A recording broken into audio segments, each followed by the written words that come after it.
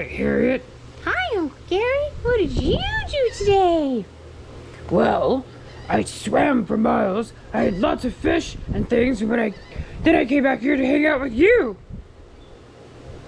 That sounds like what you did yesterday, Uncle Gary.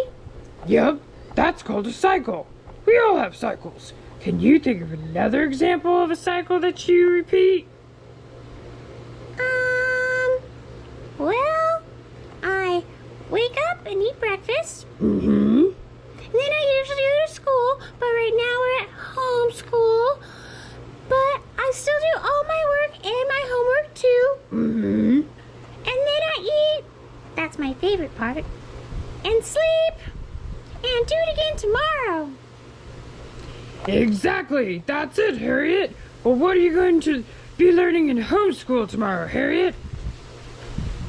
We're learning about the water cycle, but I don't understand it too well. Water cycle?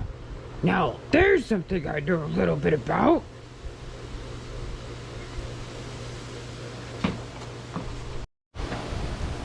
Wow, sounds like Harriet's got some really good help learning about cycles and the water cycle.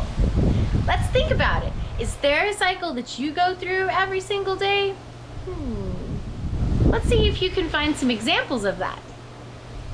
Okay, Harriet. See that great big sun up there? Uh-huh. The sun is a major source of energy. It helps in many cycles. But in the water cycle, it heats up the ocean, and when it gets really hot, it releases water off the ocean to the sky. That's called evaporation. So you mean this cloudy stuff that I see coming off the water going towards the sky is water, right? That's right. It's called evaporation. Evaporation. Got it. Okay.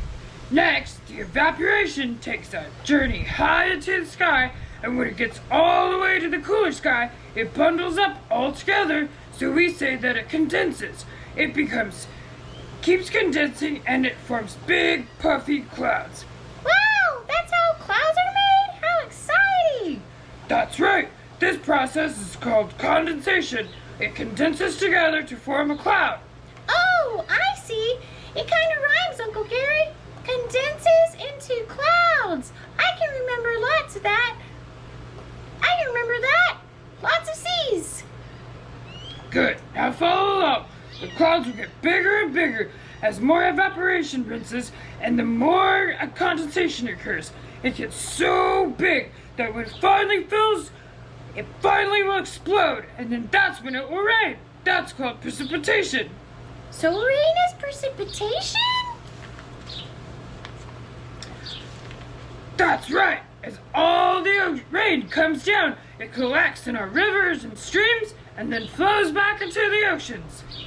And then it starts all over again, right, Uncle Gary? Because it's a cycle. Harriet, you get a gold star. Let's go over this real quick. A cycle is something that occurs over and over again, just like the water cycle. The water cycle has 4 things that happen to make it a cycle. Evaporation, condensation, precipitation, and collection. Heat hits the water and it causes evaporation. Evaporation rises and it causes condensation. Clouds release the precipitation. When precipitation builds, it collects and the cycle begins Once again! Thanks so much, Uncle Gary! You're the best! Now I understand the water cycle! You're welcome, Harriet. Okay, so for your first activity, you're going to show me what you've learned by creating some of your own elements of the water cycle. So let's see what we did with the sun here. We took all recycled materials, which is what I want you to use, to make something like a sun. It doesn't have to look like the sun. I used cardboard and super glue and painted some of these clips and used recycled bottle cap lids for my sun. You can make your sun however you'd like, if that's the element you choose to create. I made the clouds with Spoons. See, they're just the tops of spoons, but I actually had a bag of recycled spoons. I don't count that you save old spoons like that, but at your house, but you don't even have to make them this big. This is really big. You can make something really small. And you don't have to use plastic. What if you use something like this, like a cotton ball? You can use cotton balls, and you can use your Elmer's glue, and you can glue them onto something, and you can show me how condensation is what gets big and puffy, and that's what leaks the precipitation, which is the rain. You don't have to label anything. All you're doing is making the sun, the clouds, the rain. You could even make the collection, which is the ocean, the rivers, and the streams. You can be as creative as you want. I just want you to start making some props so that you can be ready for activity number 2. Okay, just wanted to remind you, I want to see what it is that you made.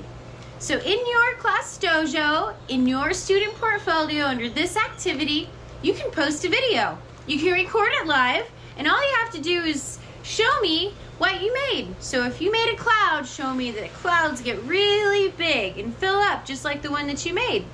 Maybe you can share with me what you made it out of.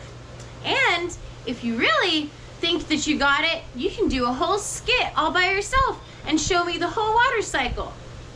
All right, you all have fun. Bye.